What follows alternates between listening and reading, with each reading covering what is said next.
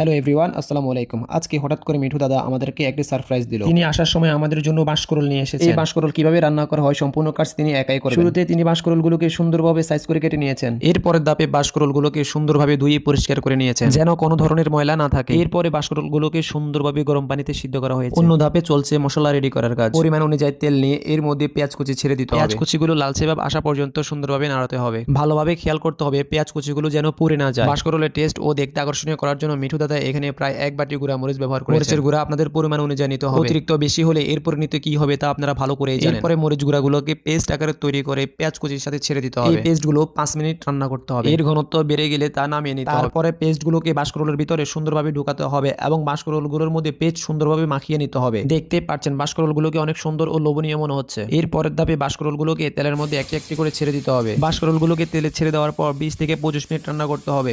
20 minute পরেই দেখবেন চমক। মাশাআল্লাহ, সেই রকম ফ্লেভার দেখেই মনে হচ্ছে খেয়ে ফেলবো, কিন্তু না, আমাদেরকে খাওয়ার জন্য অপেক্ষা করতে হবে। বাঁশকরলগুলোকে অনেক আকর্ষণীয় দেখাচ্ছে, হয়তো অনেক টেস্ট হবে। আমাদের রান্না এখানে শেষ, এবার খাবার পালা। বাসার সবাই মিলে খেতে বসলাম।